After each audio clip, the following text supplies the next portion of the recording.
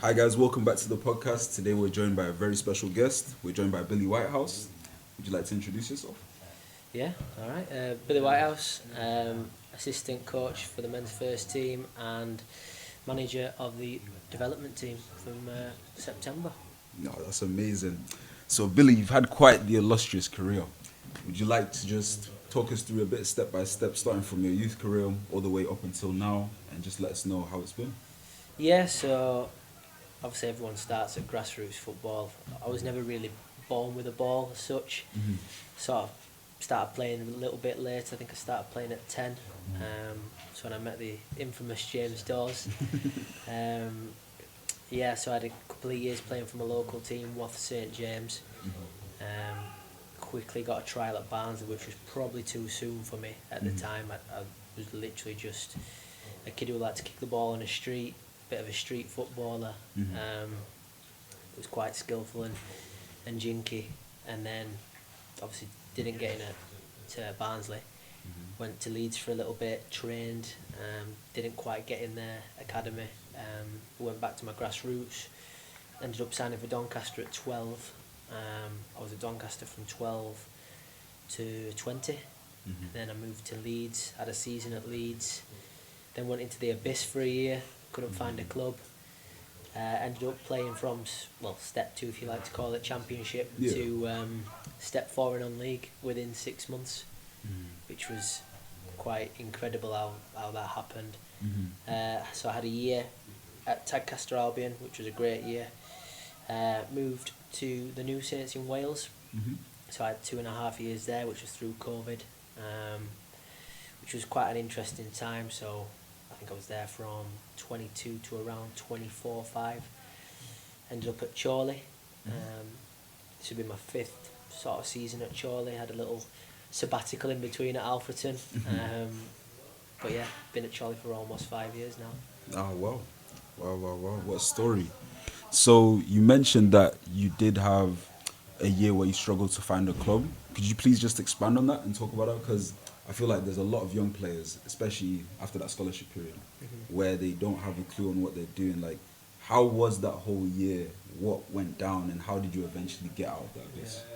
Well, it was even still because I was a professional player at the time, so it was even more difficult because that was sort of my living. Yeah. That was my income.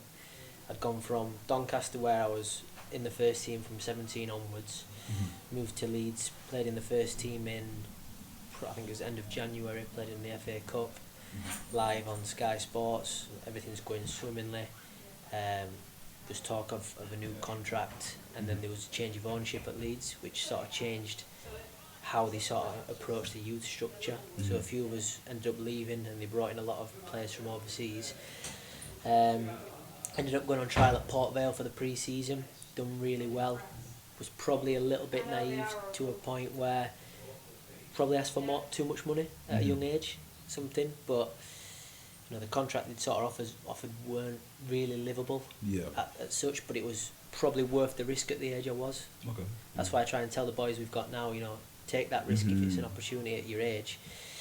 Ended up leaving Port Vale. Obviously didn't end up signing. Went to Alfreton, funny enough, on a non-contract for 3 games. This was August. After that, they said they weren't going to offer me anything. Ended up on trial from literally all over the country to being offered expenses to, not getting a club. Sorry, going back, I went to Kilmarnock as well at the end of the season when I left Leeds. Similar situation to Port Vale. Offered a contract, but not enough money to live off again. But fast forward again to probably, I want to say, about October time. Just had no club, no one interested in me, nothing. Was just at the gym or on the field running every day on my own. It was when I look back, it was the most challenging, but I want to say best time of my life. Yeah. Because who I am today represents from that period of time. So when I look back, I remember just thinking, it can't get much worse. It's only going to come up from here. Yeah.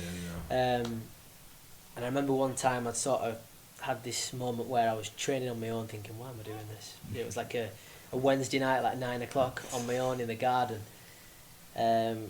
fast forward a few weeks, I went to Shamrock Rovers in Ireland thinking, right, this could be my last crack at it, really. Went over on the Sunday night, but on the Friday I got food poisoning. Oh. But I still went. Don't know how I managed to train. And how the structure works in Ireland, that's the start of their sort of pre-season. So it's not like you're going in and the sessions are a little bit tame.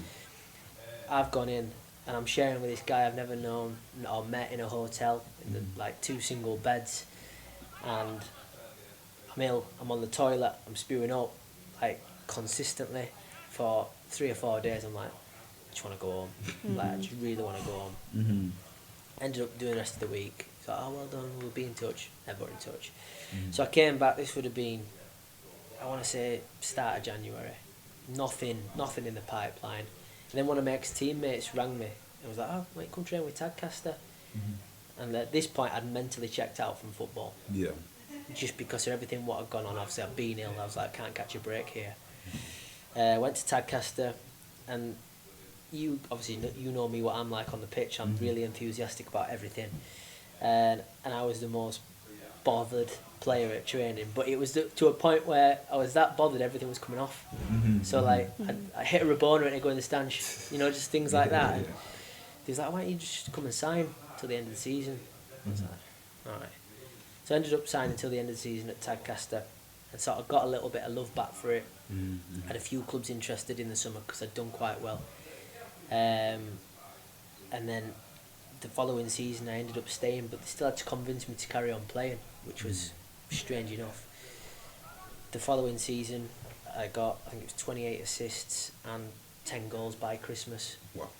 And that's when TNS came in, and that's when I went back to being a professional. But that time alone was like the most difficult time, but the most rewarding time for me, because I know obviously it's quite easy for me to say I know what you've been through to players, but I have genuinely been through hell and back. So yeah. And how do you think that experience that you've got, like how important do you think that is for the players that you're coaching at the moment, and like the advice that you can give to them? Huge, because it's just straight up honesty. I can relate my story to theirs. And you know, anything they're going through, I've probably been through that, or been through it worse to a point, you know, because going back again, I was a professional footballer. So when you're released as a scholar, yeah, it's your world fall apart around you, but this was my living. I'd not done anything else. You know, I'd been a professional footballer, played professional games, and I'm watching people on telly now where I'm sat at home. Yeah. So yeah, it's so relatable. And I'll use Natty for example. You know, before Natty came to us, he had nothing.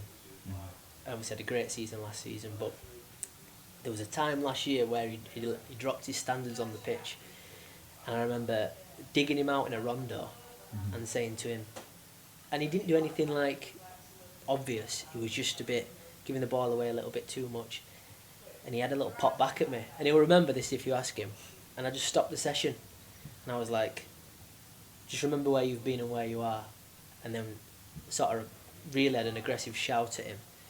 But the day after, we sat down in the corner, just me and him after training, and I said, do you understand why I've done that? And straight away he understood why I'd done that, and then obviously went on trial at Barnsley after that.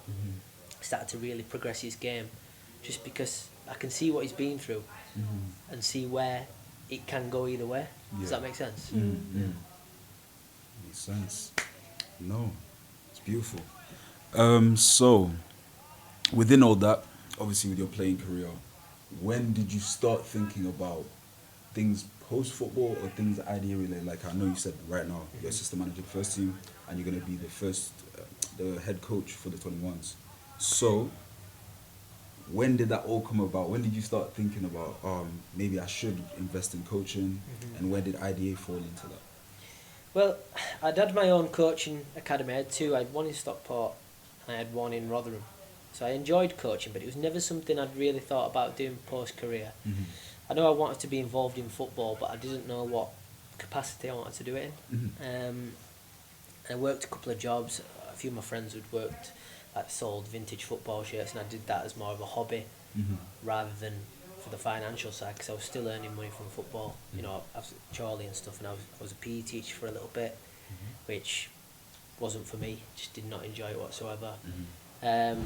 and funny enough, my old mate Dorsey come about. I spoke to him about potentially going abroad and playing, because it's always been something I'd wanted to do as a player. And he mentioned IDA and sort of told me the backstory of it. Mm-hmm. And straight away I was almost like, right, this is where I want to be. And you know, from the moment I came through the door and started working, I just knew this is where I wanted to be, and I felt like I belonged here. And every day it's just obviously a pleasure to come into work and just, you know, staff alone, you know, all our staff are incredible. Players are fantastic last year, and the directors have made everything sort of easy for us to adjust, because it's a new business as well. So, you know, we've got to, you know, set the standard as such. Me and Nick, who are the sort of first coaches in, you know, we've got to be the ones who, you know, set that standard for the next coaches coming in, the next players coming in.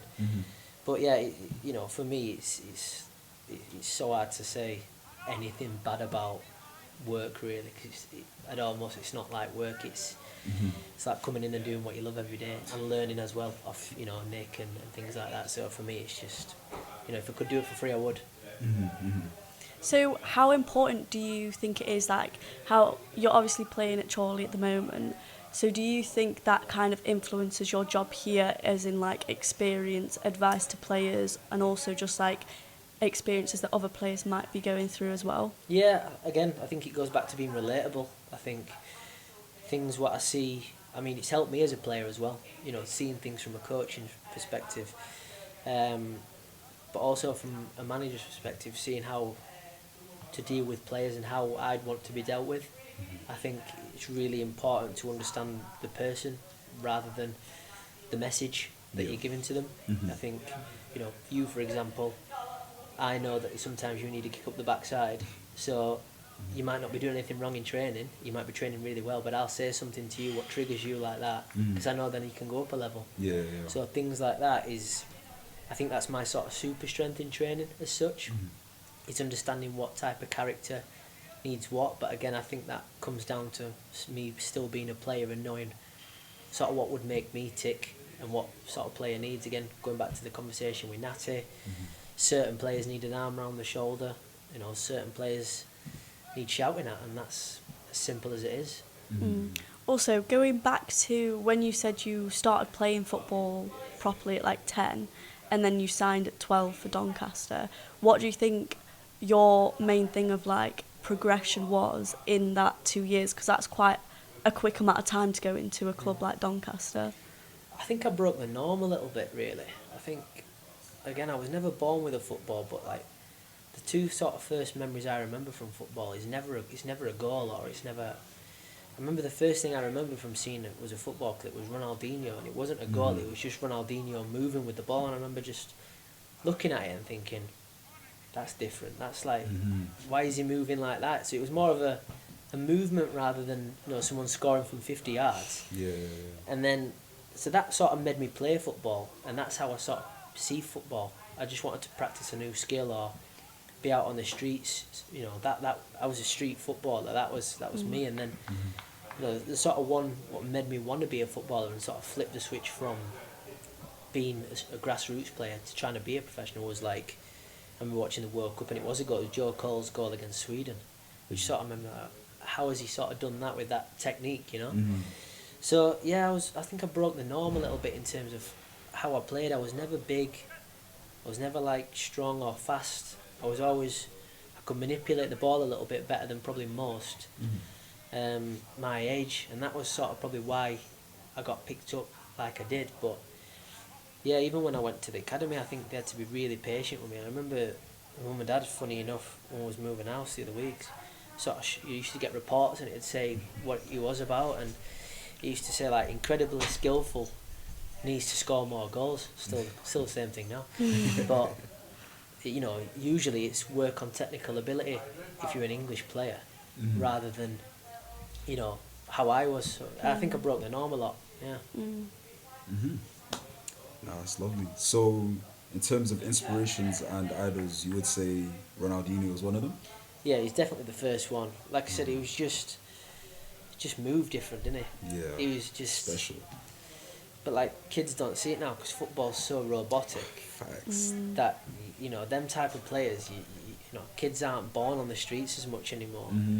You don't see people like, the only one I think of now modern is probably Shirky, who's just signed for He's City. ridiculous. But again, he breaks the norm of anything that's, now. So, yeah, players like that. I mean, when I was younger, Joe Cole was a huge hero of mine and things like that. But I think as you get older as well as a player, you start to look at certain players who are playing at the top level, and you try and adapt your game to certain individuals, who you think, well, I can take his characteristics, I might be similar body type, I might be similar position. So there's plenty of players I sort of look at and go, and still now, that I think, can help my performance. So, like players that are coming up now that are just getting into football around 10, around 12, and they're trying to get to where you are or where you were, what would you advise them to do? Like, is that just to get on the streets and just play, or is there more that they could be doing? 100%. I think even at academy level now, I think at least one session a week should be futsal. I strongly believe that, because I just think you can produce as many athletes as you want, but at the same time you still need footballers who can control play. I mean, let's just go to the Champions League final this year. The best players, 5'6". Yeah.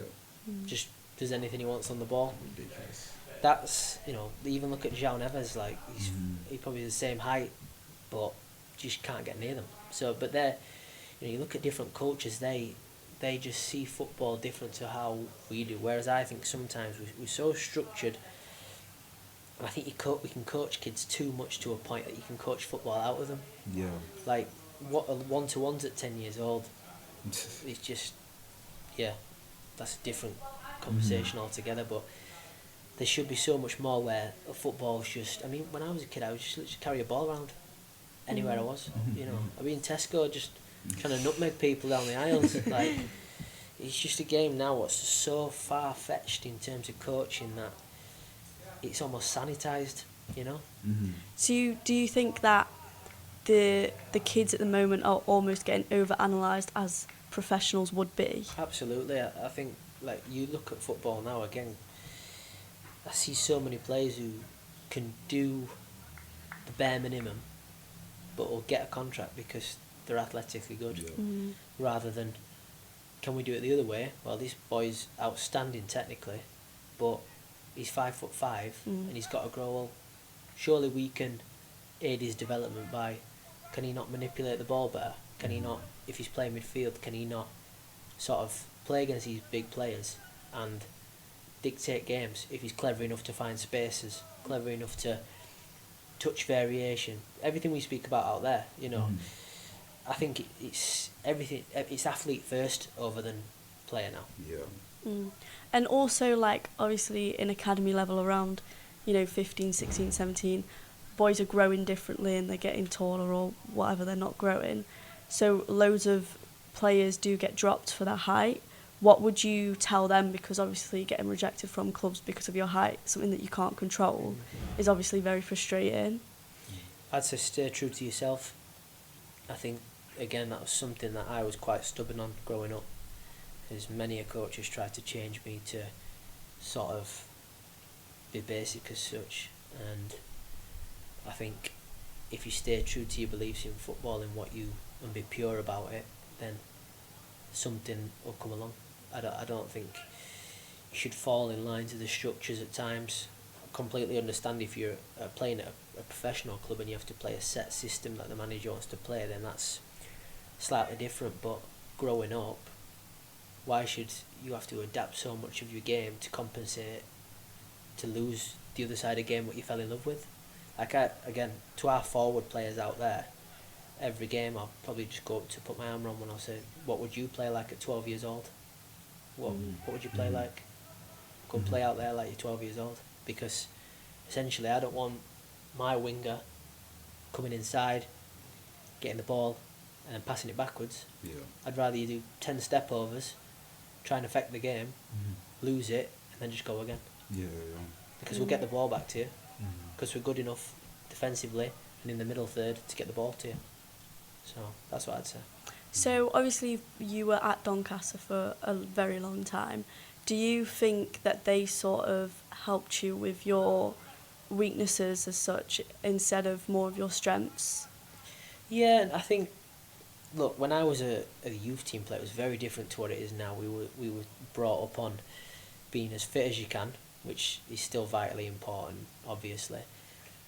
Doing the basics right, again, which is important, but at the same time, it's almost like, go and express yourself as well.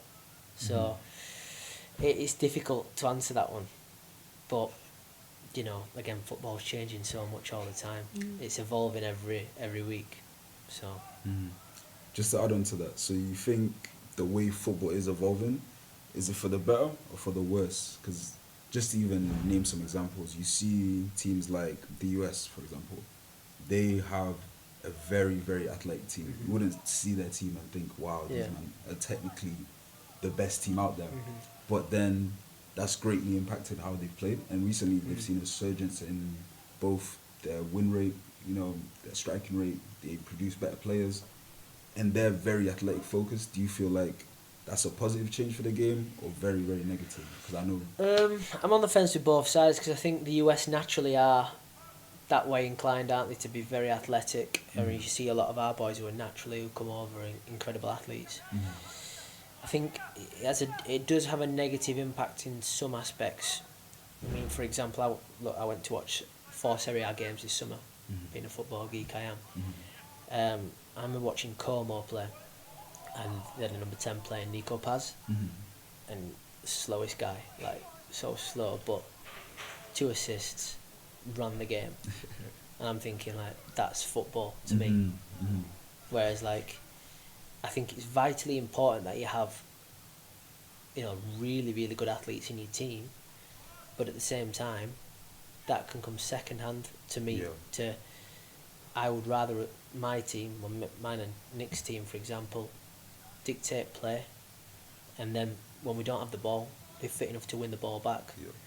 So I think you have to be a good athlete, but I wouldn't say, right, we're a team of 11 runners and that's it.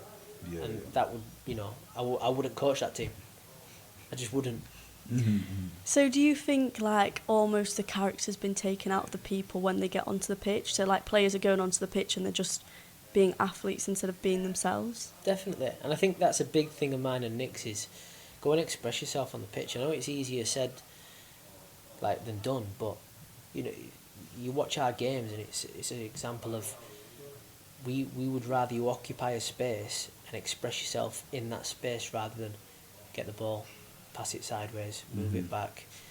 There's different things where we want you to be really expansive in possession and really sort of free. We want you to feel free on the pitch. Don't want you to feel like you have to do certain things to impress us.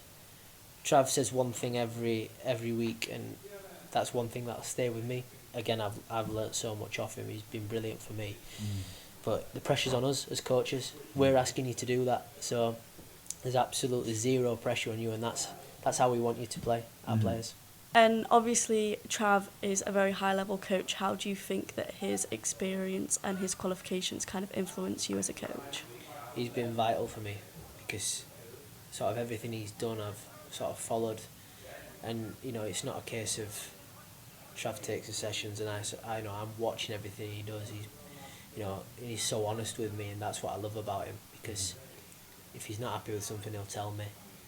If he's happy about something, we'll speak about it and say, oh, that's great, but how can we do it better? So we're always sort of challenging each other, and I found out very quickly that he can lose his head a lot. Not obviously aggressively, but I sort of have to, when you're an assistant coach, you have to gauge how the manager's feeling as such. And my sort of job is to support him as much as possible with ideas or situations. How can we provide a situation better? But what he's done out there this year, some of the games we've played and some of the performances we've put in is him and his blueprint on how he wants to play. And I've just sort of had to add my bit to it, but learning off him it's made my job very easy, put it that way. So, obviously with IDEA constantly expanding, like last year was our first year, we're going on to the second year, we're now introducing a women's team, and a development squad and everything. How are you feeling about that? What goals do you have in mind, and what things are you looking to achieve for the next season at IDA? Well, obviously my job's changed slightly, so I'll obviously be doing the under-21s as well as the first team. So I think my role is quite key to the men's system. Quite, I can influence it quite a lot because the boys who are going to be with me with the under-21s, their goal is going to be to get into the first team environment. Yeah. So, I can sort of see what's going on in the first team, but with also doing my team. Mm-hmm. So my job really comes down to sort of getting them ready and prepared when called upon to the first team. Mm-hmm. Look, it's not a us and them, because we're all striving for the same goal, is to replicate the standards of last year, make sure our philosophy is put into the new players. That goes for the ladies team as well. Mm-hmm. And overall improving people as players and human beings. I think that's really important. And I think last year we were so good at, obviously it's going to be a little bit more difficult to have that sort of personal relationship with everyone. Mm-hmm. But I think last year was really important because we were all a real good bond. Yeah. So yeah, I think the goal for me is to try and get as many under-21 players moved into the first team. Yeah. Also, create a winning culture, and that's not just, results on a game day. I think, again, that's something to touch on is, especially in the sort of environment we're in, performances probably mean more than 3 points as such. We're entering a league, but, I think sometimes when you win and play badly, it paints over cracks. Mm-hmm. So performances is going to be the main thing for us. Obviously, we've got Max coming in to lead the S&C. So everything performance-wise is going to be. We want it to be a high-performing environment from both sides and the ladies' team as well. Mm-hmm. So do you think that competitive element is really important between the two teams as well? Absolutely. I think, the 21s are obviously going to try and get into the first team and prove themselves to be at the top of the pile, which naturally that's what we do as humans. Mm-hmm. But at the same time, people are going to try and knock you off the top. So the boys who are at the front of the first team, they've got to set the standard and still bring consistency to their game every week, because Taff, you'll know yourself, times last year we were playing outstanding at times, but I can't remember one day where standards slipped in training. Yep. Because whether it's me, whether it's Nick, whether it's even Dorsey if he's in, sometimes it's great when James comes in because he can almost see, he's like a third eye. Mm-hmm. Because sometimes me and Nick can probably get sucked into what's happening around us when you can see someone, even Jimmy's been a big part of our staff this year in terms of just being someone to bounce an idea off, because I think that's really important. And our staff, again, we've got new staff members coming in, us who've been here already, we've got to hold ourselves accountable to have another successful year. We know that. We don't come into work every day and think, well, we've got a great job, we love it. We want to get to the next level. We want this company to get to the next level. We want the players to get to points where they have to make decisions on a positive note about the futures. Mm-hmm. So everything's got to be high performing for it to be successful. Of course. So lastly, could you leave everyone at IDA, the family, the players coming in, the people already on board, the staff, could you leave them with just one last message before we wrap it up? Just really looking forward to meeting all the new players and staff, meeting, obviously, well, not meeting, but seeing the boys coming back as well, who was with us last year. I think it's really important for them to know that last year's forgotten about now, and it's about coming back and reaching another level. So yeah. No, thank you very much, Billy. It's a pleasure having you. No problem. Thank you. And yeah, I hope you guys enjoyed. Thank you for watching. We'll see you soon.